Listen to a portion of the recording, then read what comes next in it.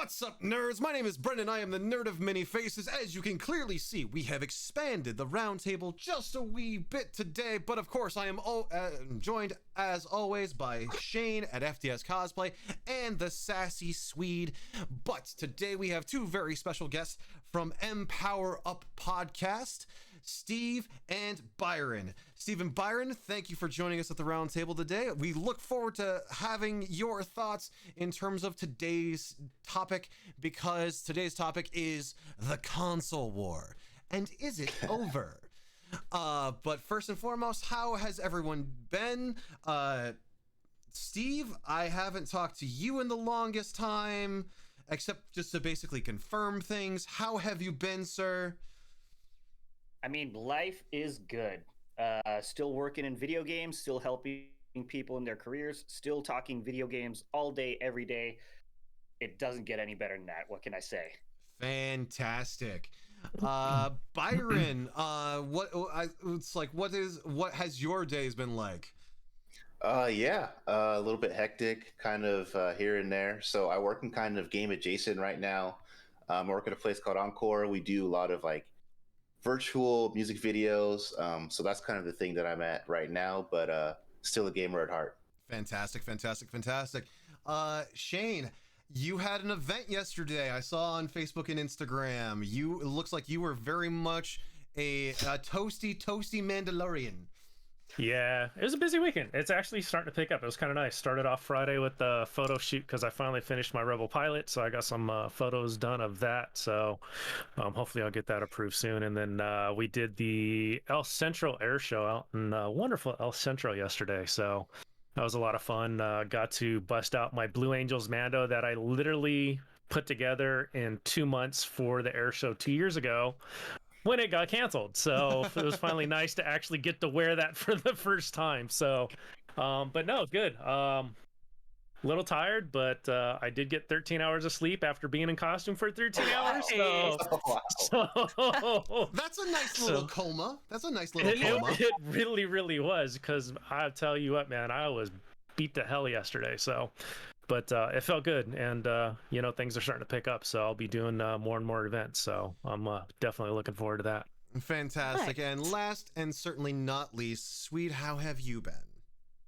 Fabulous. I work in healthcare, and they're flying me out to another state as a trainer, so that'll be fun. And then I get to start work on my full set of N7 armor from Mass Effect for my birthday and for Comic-Con. Nice. So we finally have more video game characters in our group, and Nice. they're not Halo. Hey. Yeah, nothing wrong with being a Spartan there. No, I love the Spartans. Thank you very much. But we need a Commander Shepard. Yes, we do. Yes, we do. That'd be great. And I get to carry a gun, and it'll be fun. Right? And I have had the express joy or displeasure sometimes, when it can be, of running escape rooms, questioning the American education system and the rest of the human race. No, it's like, dude, I have horror stories. It's like, I've told you some of them. I've told Swede some of them. Oh my God, why? But that is a totally different topic. Yes. For another time. Let's go ahead and let's talk about the console war and why is it possibly coming to an end. For the longest time, since the iteration of it's the Nintendo Entertainment System back in the 1980s. I can't specify a specific year. I know that Super Mario Brothers came out the same year that I was born, came out in 1985.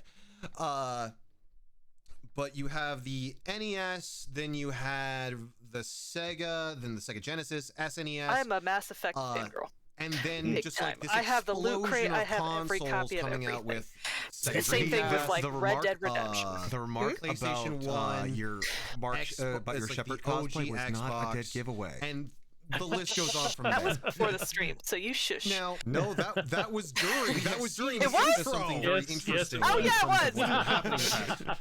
Within the past, it's been a long day. I had to get my cat a bath. 2 years. It's 2 years ago. next week was the whole entire shutdown. Mm-hmm. Or wait, is it this week? No, it's already passed. It was this week. Yeah. Oh, it was this week. Okay, 2 years Yeah, it ago. was this week. 2 years ago this Wow. week, in terms of times of recording, was the shutdown everywhere. Yep. It's like- Yeah. and that made things very difficult to get the next generation consoles, the PlayStation 5 and Shane, what are the Xbox ones? Because I don't know those. The Series X and the Series S. The Series X. Okay, so is it just Series X? Because like Xbox is weird in terms of their names. You do have to admit that. You have to.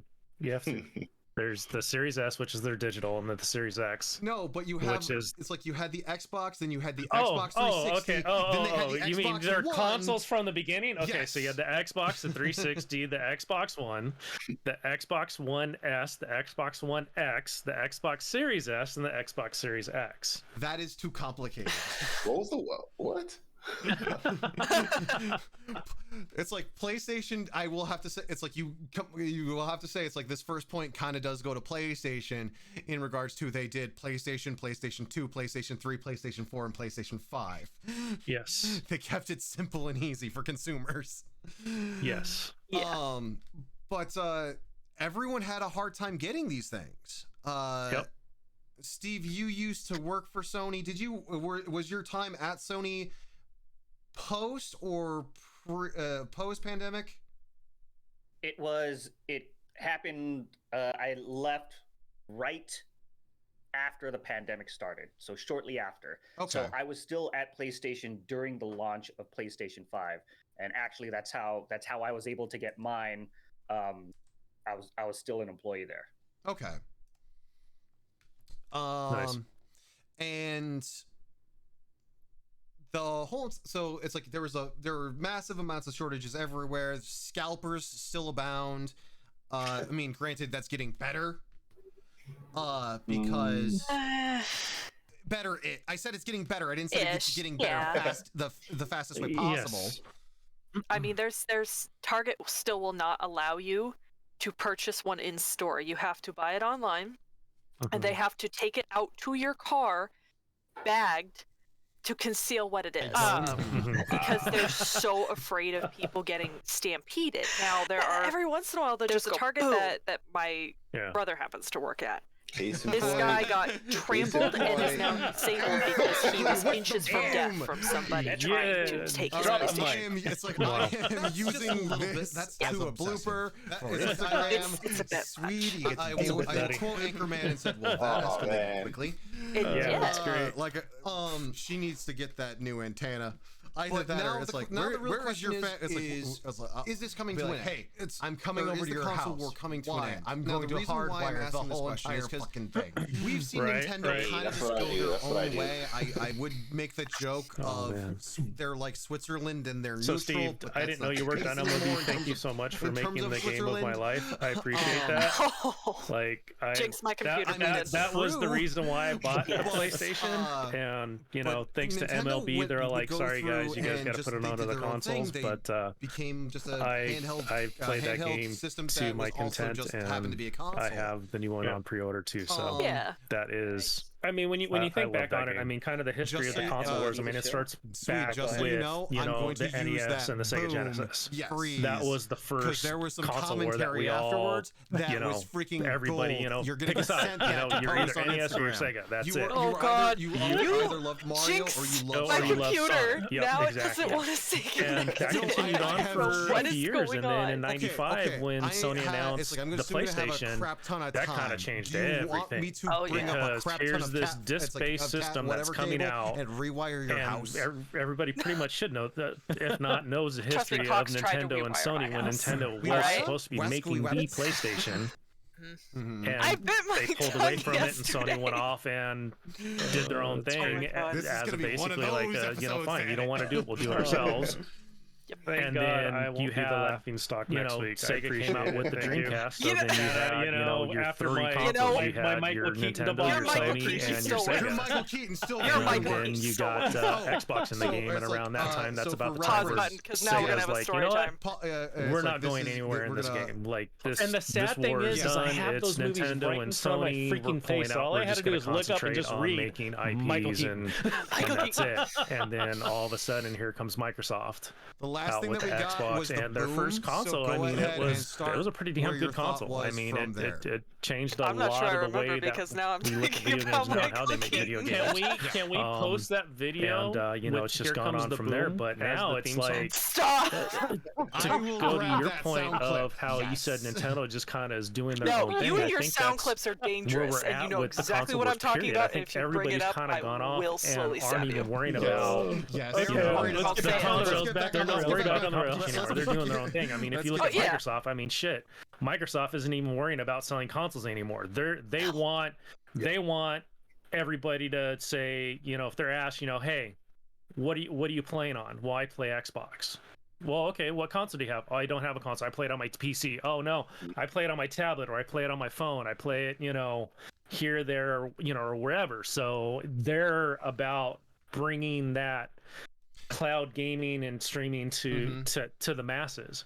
And I think that's kind of where we're at with it. I mean, really, when the PS4 and the Xbox One came out, I mean, that's all anybody was talking about was this console war that Sony was taking control, going over, selling millions and millions of consoles. And you haven't really heard that this generation. Now, granted, it might be because you can't get a console. But at the same time, when you look at it, everybody's kind of gone their own way. Like, everybody, at the very beginning of the PS5 and the Xbox launch, 2 years ago? Has it been 2 years? It's been 2 years, yeah. Yeah, 2 years ago, everybody was talking about that Sony's going to run with all these exclusives that they have. And then Microsoft was like, no, you hold up there. We're going to buy Bethesda, and then we're going to make all of our exclusives.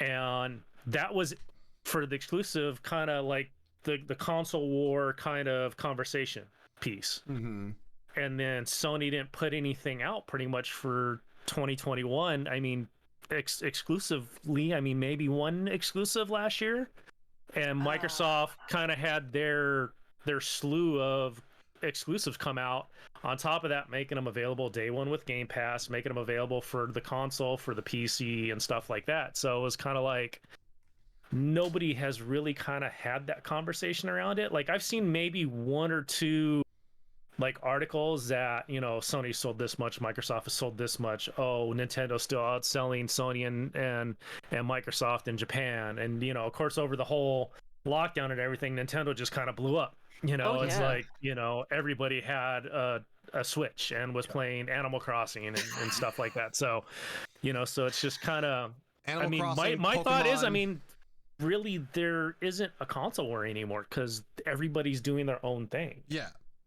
So I think now it's, instead of it's a console war, it's an exclusive war. Who can put out the most exclusives? And who can put out the best exclusives? Byron, what is your take on the whole entire thing of, because I'll pose this question to you. Do you think the console war is over? And do you think, and here's the thing, I don't think a specific, I don't think Xbox or PlayStation's the winner here. I think Microsoft is the winner in this. And here's my rationale and reasoning why. You got Xbox Game Pass, and now Sony. It's like the Sony developers, and Steve, maybe you can talk more to this point too.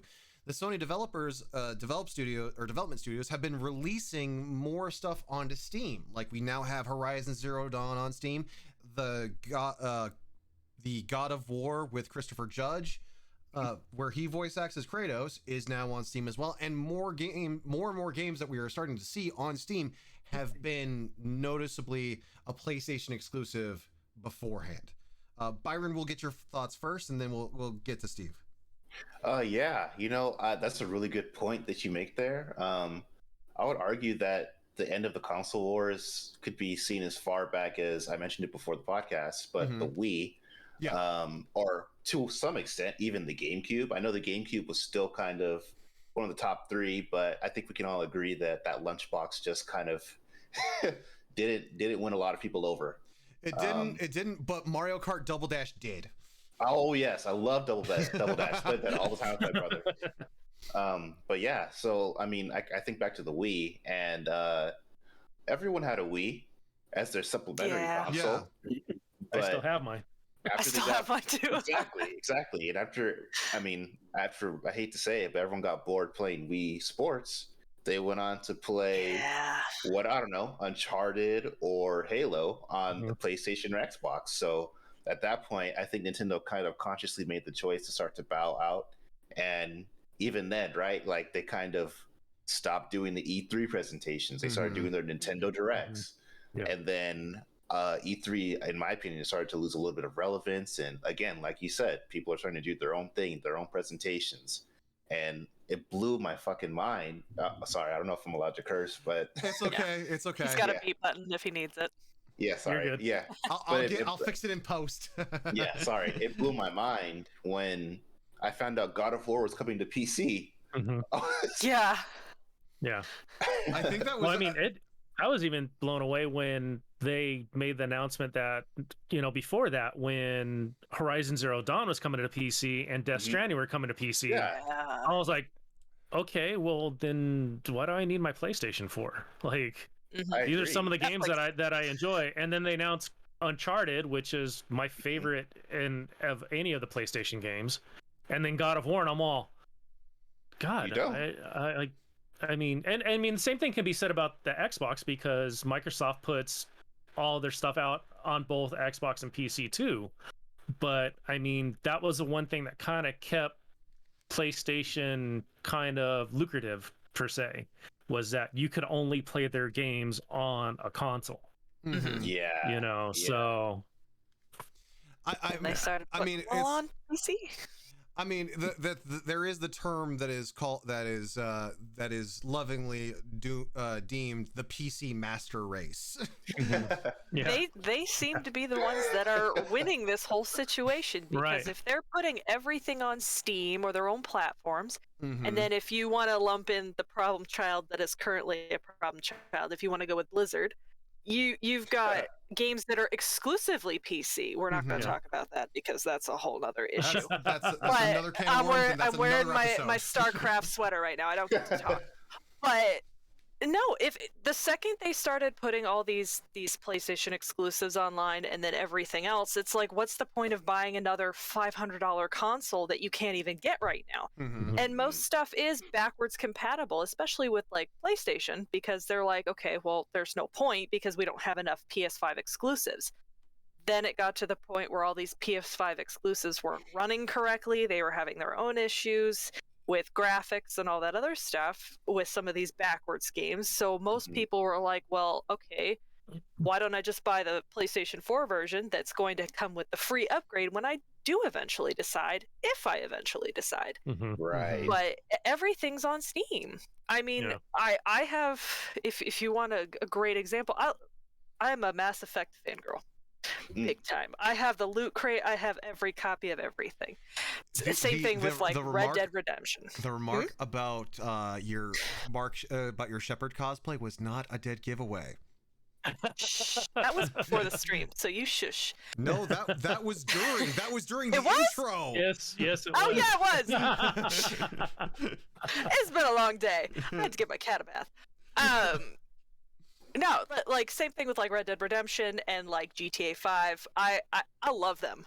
I have them on console, but I also have them on PC. And sometimes it's way easier to just jump on the computer and not have to deal with the PlayStation Network and having to pay for that or any of that other stuff, because now it's also becoming a requirement for a lot of these multiplayer online games. Which is kind of a bummer. It's like, do I really want to pay for that, or am I just going to go on my computer where that's not necessary, because I know it's there. So The newer stuff is getting harder and harder to be like, is there really a console war anymore?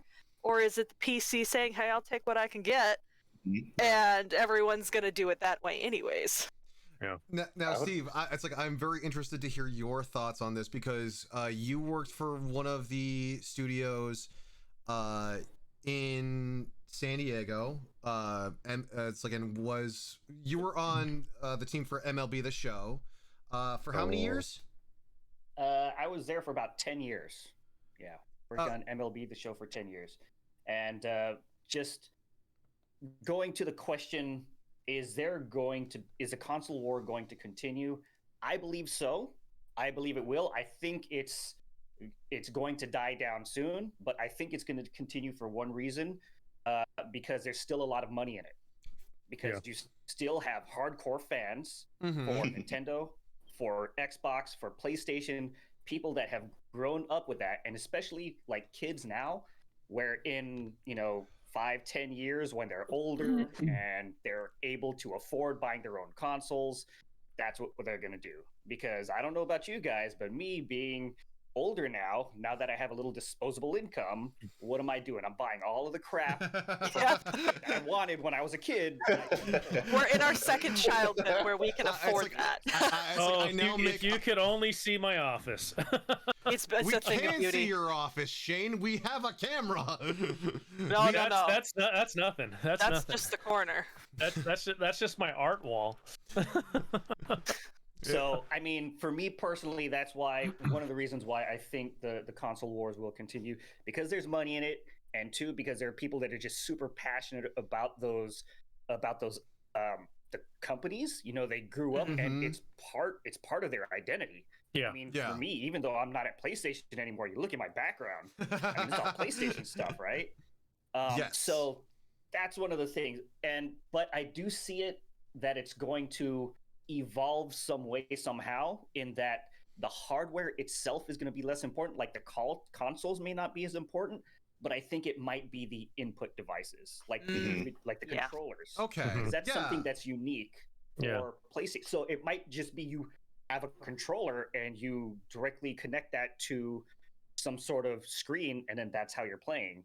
Like it'll stream to your controller, so it won't necessarily go to a console. So evolution a little bit, where it won't be the console, it'll be a piece of hardware, which is a controller.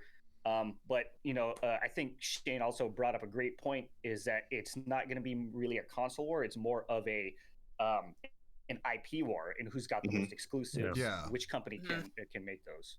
Yeah, and to your point too, I definitely think I feel, me personally, this is just my opinion, that the PS5 and the Xbox Series consoles, this will be, I feel wholeheartedly that this will be the last time we see this type of console. I think is what's going to end up happening, is we're going to have these consoles for like the next 10 years. They want to have these consoles out there for at least the next 10 years, right? After that, I think you're going to start seeing Steam boxes. That's why Microsoft is so in on the cloud gaming and streaming, that they want to make it to where like all you have is just this box that you plug into your TV and you can stream anything. I mean, I will have to say, it's like, I hope the next iteration of consoles, because I did get a PS5. It's not exactly the prettiest thing to look at. My Series X looks beautiful next to my TV. I'm like, it's white. Give me. It's like I am a tech guy. Give me stuff that is black. Gray, maybe silver, but it's like gunmetal. Yeah, gunmetal, that works. Yeah. But it's like I have this white thing sitting next to me, and I'm like. And the disk drive is kind of just weirdly shaped, and I'm like, okay, but it has the games. It's like to your point, Steve. It has the games that I love. Right. When I had it's like I was on a panel for something a few years ago. I don't remember what it was. I think it was something in regards to like it was what type of console you should buy. And I said, it's like, if you want family fun party games, get it's like go Nintendo. Mm-hmm. If you want sports and shooting games, at the time it was Xbox. Yes. If you want, it's like, however, if you want story-driven games, at the time it was PlayStation, because PlayStation was going very much a story-driven route. Xbox was going the competitive shooter and sports route with the Call of Duties and Madden and whatever have you. But then you had your Uncharted for PlayStation, and then Nintendo was just Nintendo. It's like, hi, we're here, we're in the corner, we're doing our own thing. You guys go have fun. Yeah. Nintendo's every once in a while. Nintendo's the parent that basically, it's like they're chaperoning the kids dance. They won't dance. They'll watch the other kids have fun, but there's occasionally the instance where the parent gets up and dances, and the kids are like, "Ew, gross." Oh, yeah. They'll drop the hammer every once in a while. Whether if it was Animal Crossing, which was the #1 pandemic game of the millennium at this point, I have it. I don't get to say anything. No. Basically, Nintendo will throw out, hey, now this is the must-have. Nobody can get it. Sucks to be you. It's popular. It's everything everyone's talking about. Whether it was like Luigi's Mansion was really popular for a while, whether it's the new Pokemon that no one can get a hold of, Animal Crossing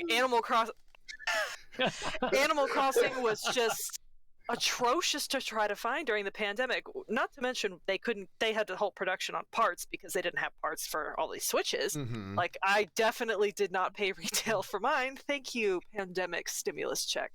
But this thing was so hard to get for a long time, and it just, every once in a while they surprise you out of nowhere, and you're like, where have you been for the last year or so? Yeah. And then meanwhile you got PlayStation and Xbox just dropping consistently. It's what's coming out this week? Yeah. You actually do bring up a very good point. It's like a very good point in terms of something to discuss, though, Swede. We're talking about how hard you're talking about how hard physical copies of games are to get a hold of. Mm-hmm. However, for my copy of Pokemon, it's digital. I did digital. Yeah. Yeah. See, I'm one of those people that likes the physical. For certain games, I'm like, kind of want to have the physical. Now, I don't mind a digital. Like, I went and bought Hades the second I could. I love Hades enough to where I bought a physical. But it just, something about having the actual cartridge for me, where it takes up less space on your actual console, whether that be a larger console or a handheld console, and the fact that it doesn't need to be connected to the internet when you're trying to play it. And here's the thing, and I have a prop right here because it works in this instance. So I got for Horizon Forbidden West, and I got the collector's edition, which comes with a Tremor Tusk and a steelbook for the game. Guess what came in the steelbook? A digital copy code. Yeah. See, that's the funny thing. When I bought my Mass Effect loot crate, it came with an actual physical. I'm like, okay, but why send me the steelbook? But I mean, because they're collectible. They did the same thing for Halo 5. I did the Legendary Edition for Halo 5, where you got like the art book, the little metal model thing and stuff like that, and it came in a steelbook, and then you open it up and there's a digital copy.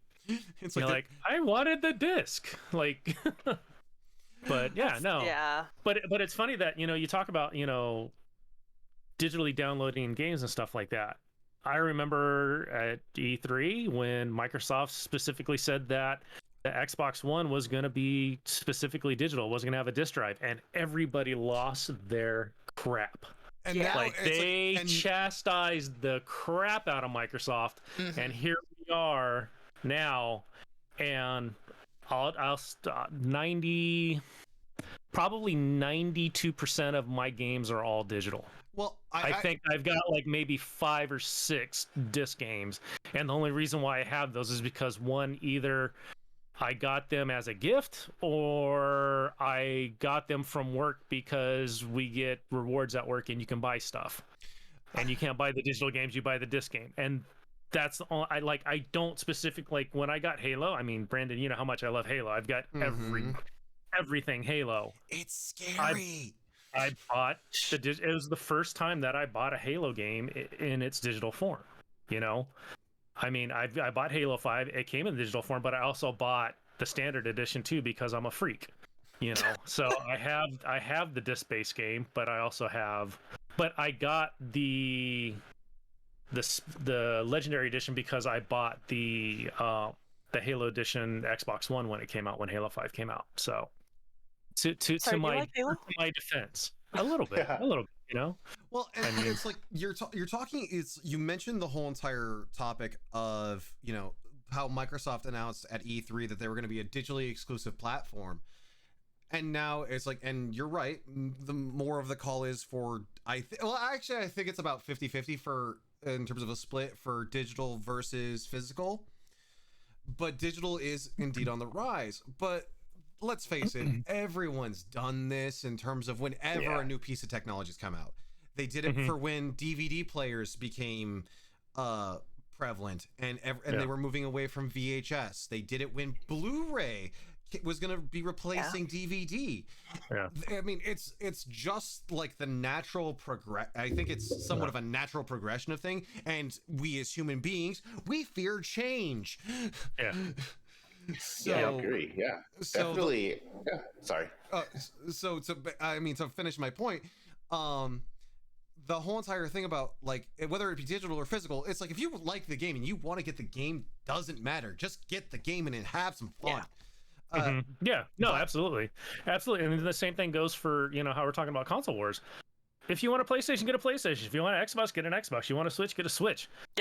Get what you love and what you know and what you want to play. That, you know, the whole console war thing for me is just so overdone. Just like, we need to leave that in the past and we need to move on, and we need to make gaming about gaming and celebrating the art that is coming from these studios and what they're giving us, because if it wasn't for those studios, we wouldn't have these damn consoles.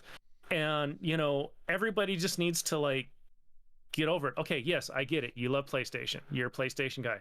I love Xbox. I'm an Xbox guy. But you know what? I like games on your console. You like games on my console. Why can't we just talk and get along?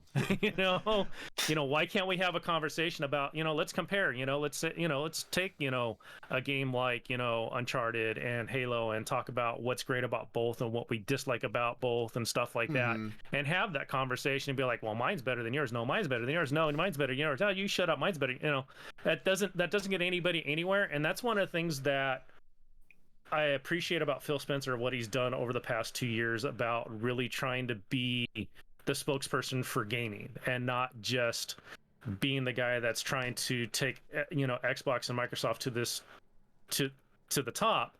He wants everybody to work together and play together. That's the whole concept about this generation for him and what he's trying to build on. And I think he's for me, not because I'm an Xbox guy, I think he's the best ambassador for that, because he is speaking to what everybody is thinking, you know, at this point. I mean, they started it back when the 360 came out, where we're going to listen to our fans. Whatever our fans want, we're going to listen to them.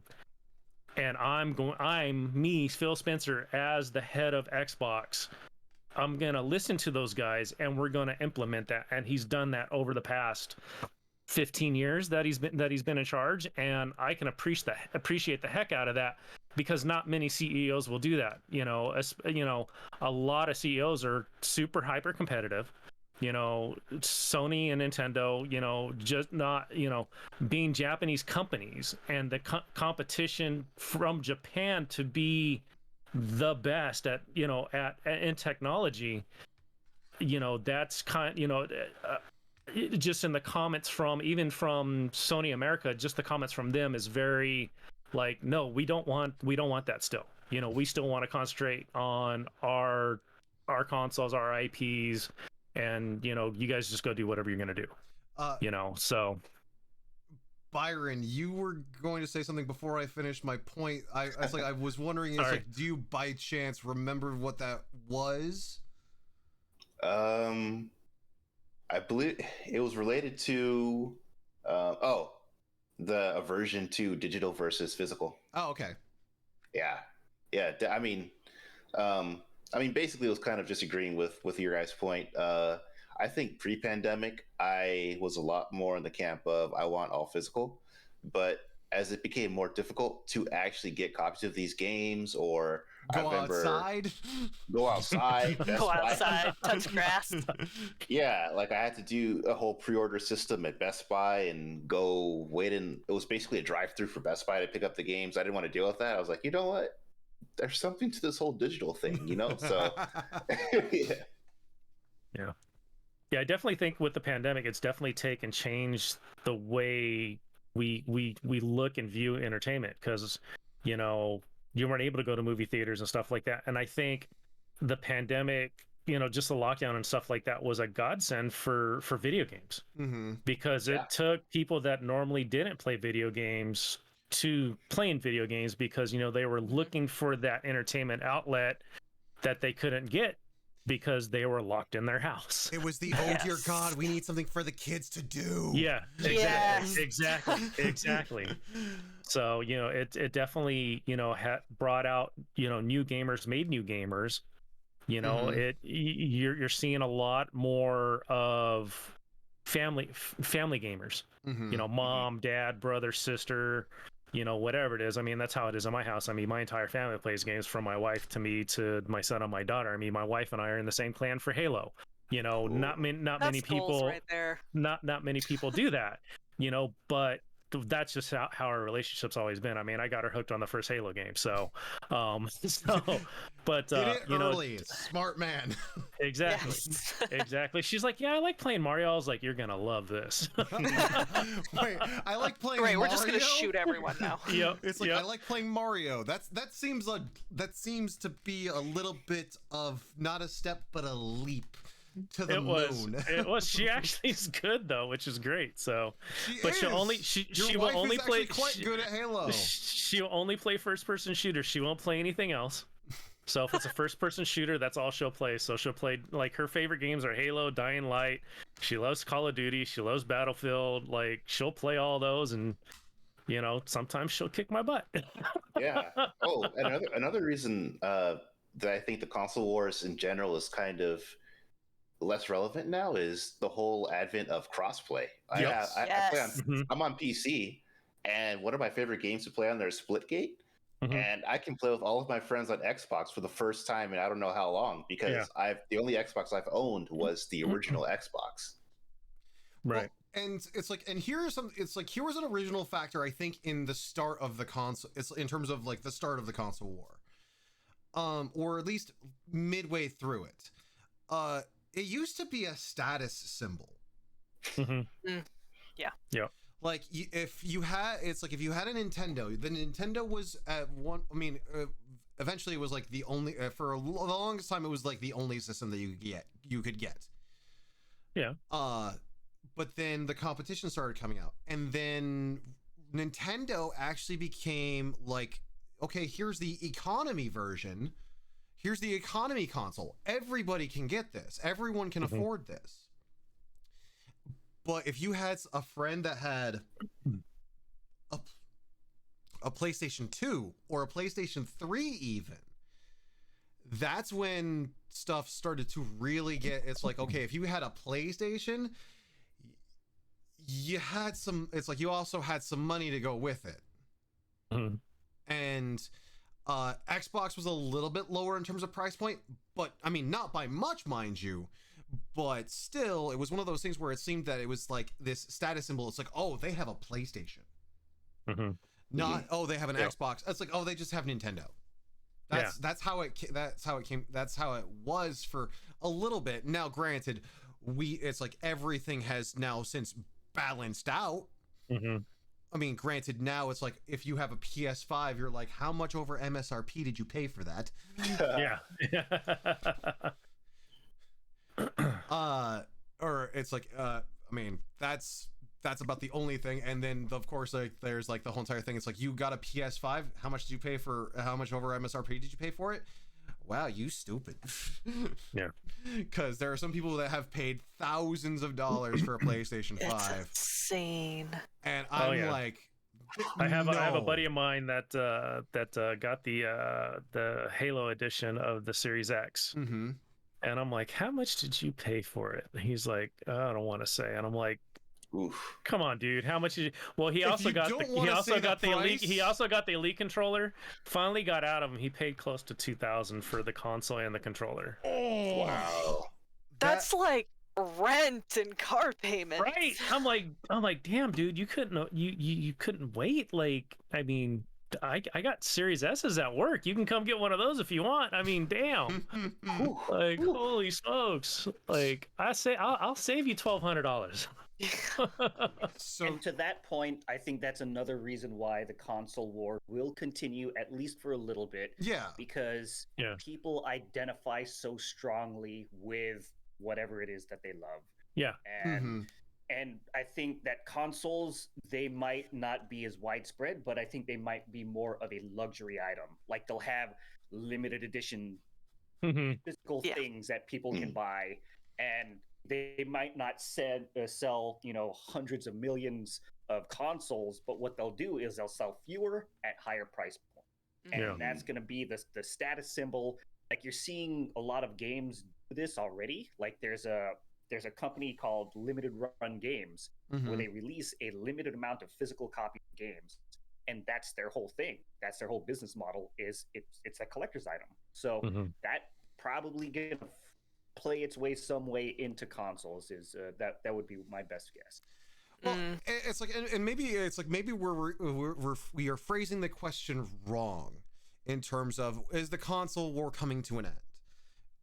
Maybe we should be phrasing it as the console wars. Who cares? Yeah. Are you having fun? Right? Yeah, pretty much. I mean, yeah. I mean, you got to take in consideration too. We talked about it a little bit. Is PC gaming. There was a time there where PC gaming was pretty much considered dead in the water. Like PC gaming was done. Yeah. And just over the past few years, it's made this huge, strong comeback. Like, I mean, it's up there. You talk to people. I mean, you've you have your console player gamers, and you have your PC gamers. And like Brandon said, you have the PC master race, right? And so I think is what's is why we're seeing some of these Sony exclusives coming to PC, is because there's a market out there for these games on the PC, and as a company, as a corporation, you're about making that money. Yeah. And how are you going to make money and make extra money by putting those IPs out there for everybody to play?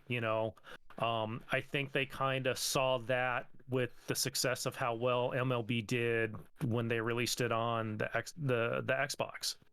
Now you're getting an extra cash flow that you normally wouldn't have. Now you're getting that extra because it's on Xbox. So now this year it's on Xbox, Switch, and PlayStation. I think I'm not sure if it's coming to PC. I don't know. I haven't seen anything on it. I've just seen them advertise it for the Xbox, PlayStation, and for the Switch. Dude, that's win-win for me because you know what? That's win-win for me because I have a Switch. That means I can get my favorite baseball game and travel with me. You know what I mean? Which I kind of already do with my phone because going back to Game Pass with what Microsoft is doing, it's a cloud-based game, so I can just hook up a controller to my phone and play it wherever I want. That would be so dangerous for me. I'd never get any work done.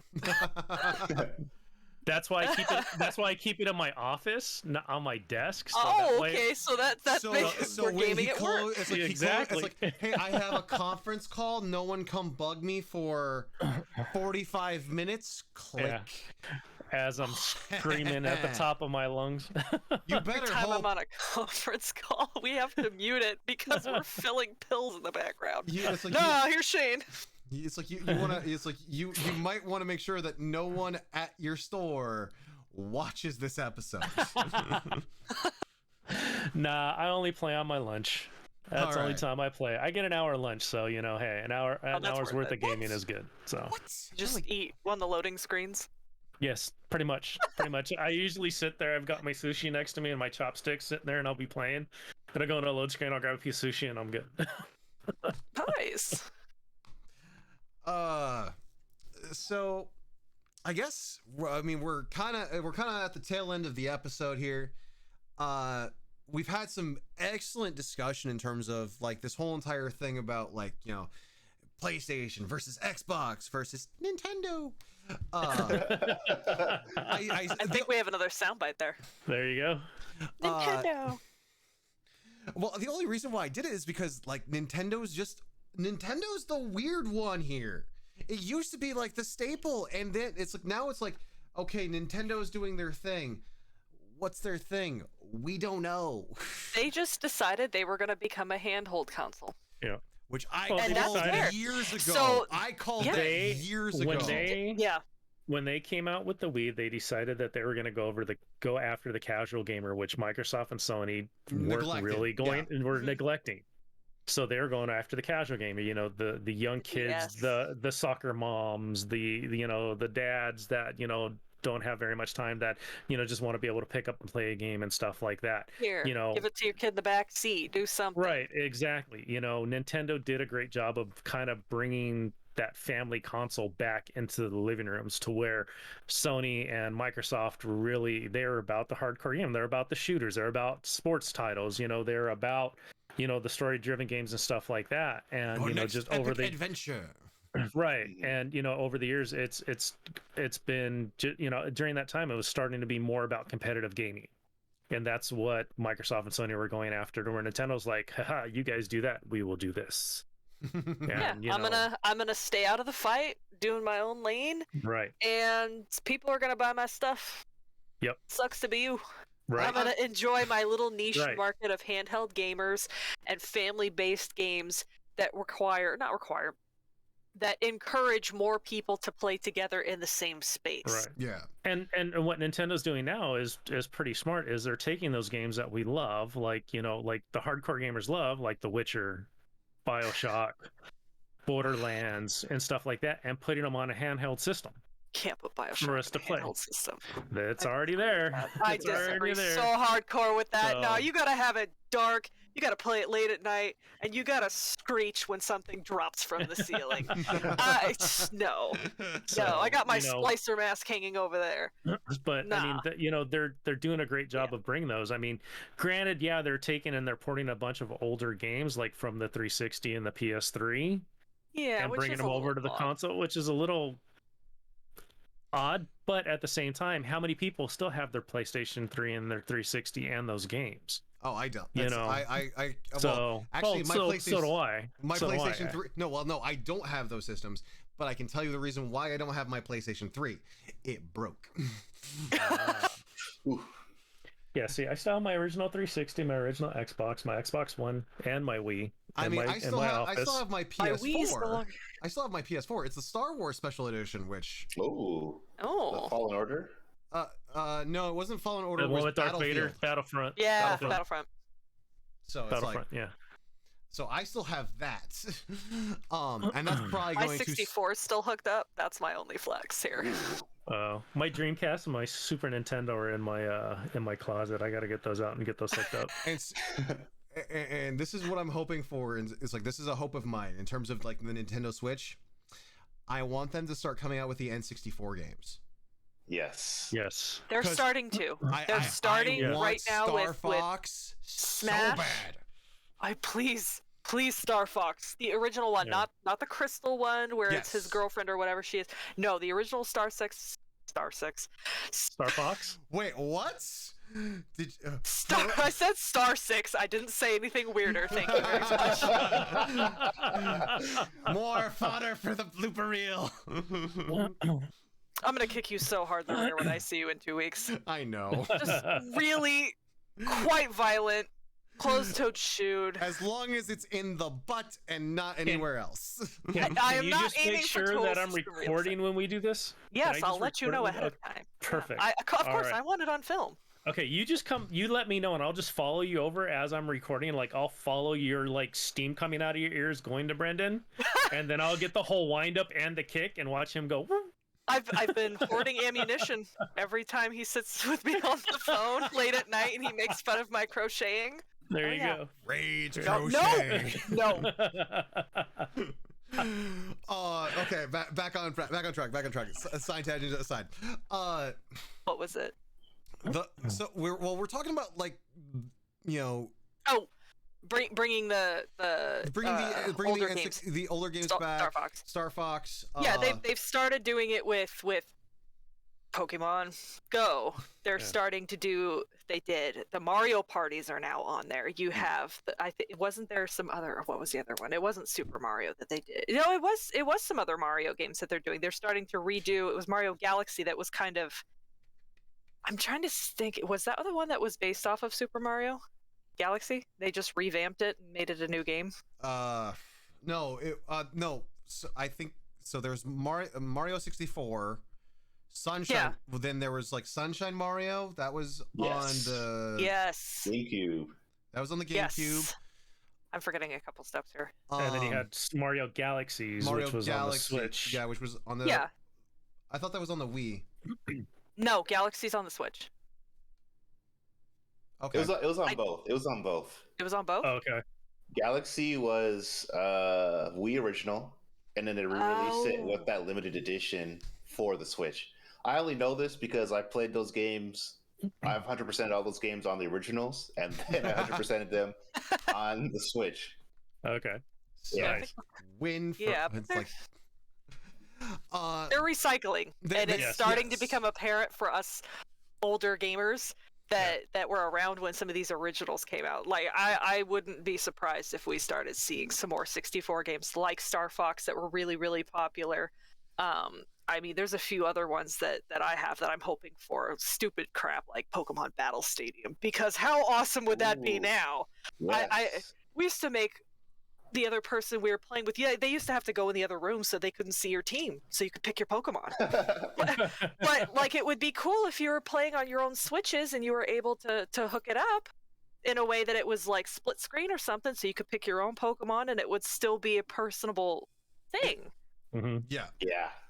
It would be so freaking cool. And now that they're starting to do like Animal Crossing that was on like GameCube and all that other stuff too, we're going to start seeing some older games and they're starting to link them to your phone and all this other stuff. So it's really, really customizable as well. I just want my Star Wars GameCube games. I want those so bad. Those were so good. Jedi Academy or no. Jedi Academy. Jedi Academy is amazing. They already have that on the Switch, and I have it already. Yeah. No. I got that as soon as it came out. I am talking about Rogue Squadron? Rogue Squadron 1 and Rogue Squadron 2. Yeah. Those games were amazing. Oh my god. Still are. Those games were so good. Okay. I love those games. Shane, you might appreciate this. I purchased Star Wars TIE Fighter. Nice. What? Nice. Yeah, I got it. It's like I have it as an emulator on my PC, and I'm like, I'm trying to get every secondary objective because the stupid one that I had was Star Wars Race for Naboo, where we were all in the time. Yeah, I have that one still. I still have that. We used to be. It was just as bad as Mario Kart, where we'd be like yelling at each other. Yep. I had the cops call me once for playing Mario Kart at my friend's apartment. Oh, the window open because they thought it was domestic violence, and we had to invite the cop in and show him, because it was me and an older, like another male friend, and it was my ex-boyfriend or something at the time too. So we were sitting there with the window open because it's hot. I mean, we're in Southern California. So he comes in, we're like, okay, I'm not going to be ladylike, and I'm sorry, I'm going to apologize now because these assholes have been whipping my butt all night.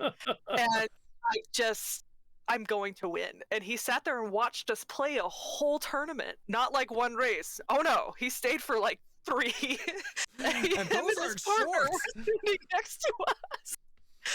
And they were cheering us on and yelling too.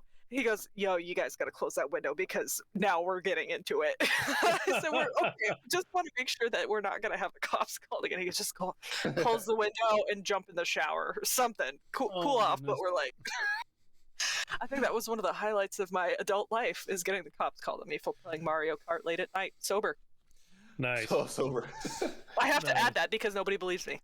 So, okay, it's like, so to wrap up this episode, yes, because I have a feeling that we could all talk games till the cows come home, and I'm pretty sure. Well, I think Shane has a job to get to in the morning. Swede has a job to get to in the morning. Steven, Byron, I'm pretty sure that you guys have jobs to get to in the morning. The only person who doesn't have to get to a job in the morning is me, because I work nights. It's like, this is the time that I'd be getting up and having breakfast. But in regards to the topic of today's episode, the console wars and is it over? It's like, well, let's just go around and say, you know, our final thoughts on that. And I'll go ahead and start. And I would say I would agree with Steve in that the console wars aren't over in regards to fan base. I think that's still gonna still be a thing. However, I will put this addendum onto it. I think what people are going to become loyal to more now, more than ever, is your studios. Mm-hmm. Is your game studios. It's like you have all these studios that, like, I mean, I will get every single God of War game that there is out there, and that is by Santa Monica Studio. Is it Sony Santa Monica Studio, Steve, or is it Santa Monica? How do you say that? Santa Monica Studio. Okay, yeah, Santa Monica Studio. Yeah. Because when you worked at the Sony studio, I had the hardest time because it's like there's 3 S's and 1 D in there, and I don't know what order they go in. And so, yeah, no, it's like I think it's going to be developer based loyalty, which is not really synonymous with one or the other, considering that Nintendo is kind of its own developer along with its platform. But yeah, I see it going more towards a studio, as like a studio and a game developer type system, type thing, especially the rate that we're going and what we've been seeing in terms of trending technologies. It seems that computers are getting more powerful to run these games, or having the ability to run these games. I'll say that. But I mean, at the end of the day, I'm going to play what I'm going to play, and I'm going to have fun doing it. It's like, I want to play more Horizon Forbidden West. I just haven't had the time. So, Steve, it's like, I mentioned you by name, so it's like, we'll go ahead and get, it's like, if you have a counterpoint, or, you know, what is your final thought? Final thought for me is there's one clear winner out of all of this. PlayStation, Xbox, Nintendo. The real clear winner is the gamer. Yes. Because it is the gamer that has so many options, and it's essentially, video games are being more and more democratized and more available to everybody, right? So you see Xbox games crossing over to PlayStation and vice versa, all of these things being cross-platform. Not only that, but they're becoming more accessible to everyone. And one of the things we didn't really touch on is how more and more countries in the world are getting access to faster internet, where they'll actually be able to get access to these games, as opposed to before, where they just, you know, were never able to purchase them. Everyone knows the sound. Exactly. So maybe Swede doesn't. Maybe Swede. If I had to make a choice, it would be the gamer. That's the ultimate winner out of all of this, because the competition between everybody just makes it better for everyone. Yep. All right, Swede. What are your final thoughts in regards to this epic conflict of console versus console? I agree with Steve. The competition makes it much easier for people to kind of pick and choose what they want, to choose to follow that hardcore fan base, whether that's Xbox or PC or a specific game. But what you're really realistically going to see is people who are loyal to the game series, the studios. I mean, with all the stuff that's coming out with certain studios on how they treat workers and how they treat releases and DLC and things like that, it really makes you think, okay, well, is this game worth it to me ethically, because there's so many other things out there, and accessibility makes a big difference too. So if you're able to play something on the PC or the console or whatever, but it's also what your friends are playing too. But ultimately, yeah, he is right. I think that the actual gamer, since we have so many options, so many ways to play, so many things that are out there, it's dealer's choice at this point. Mm-hmm. You can play anything as long as you're having a good time, honestly. Yep. And you get to play with other people. Fair points all around. Byron, we will go to you next, and then we will close out with Shane. Yeah, so I also agree with Steve. The player is definitely the winner here. I think that companies like Sony and Microsoft are also kind of seeing this as well. Like, that's probably why Sony bought Bungie, why Microsoft bought Blizzard. I don't think they have any intent on making those games exclusive to their platforms. They're just getting the audience that would otherwise never buy their console, and that's just an extra income for them. That's a fair statement. Yep. All right, Shane, don't mess it up. I mean, I am. I completely disagree with everything you guys say. It's over. It's. No, I'm just kidding. It's. In your opinion. No, what did I just say? To echo what Steve said, it's the gamers that win. That's kind of how you got to look at it, because without that competition, without Sony, without Microsoft, Nintendo, PC, it's what do we got? We've got nothing. We get to go outside and play stickball again. Stickball. And it's Stickball's better. But it's is a console war over? To an extent, it is. To an extent, it's not. I think. Nor is it ever going to really be. Right. Oh, I think over. If anything, it's evolved over these past couple of years with just the evolution of video games in general. It's really, like Steve said earlier, it's the exclusives, the game, it's the games that it's going to come down to, and not the console. And that's why I kind of said that, that this generation may be the last generation that we actually see an actual console that we're used to. We're going to probably start seeing, those cloud-based systems that are coming out. I mean, hell, Steam's even getting into the handheld, video game with their Steam Deck that they just came out with, So, I mean, that's kind of their shot at like going against Nintendo. Hey, you can play your PC games on a handheld PC, which we kind of almost already do with our phones, right? So, I mean, there's just gamers are the ones that are winning here, because you can play games on just about everything now. Yes. Mobile gaming is huge. I mean, it's a multi-billion-dollar industry, to where before, it was just, a few games here and there. And I mean, hell, you got Call of Duty on mobile now. You've got, some of these bigger studios, these A titles that, that we talk about on mobile now.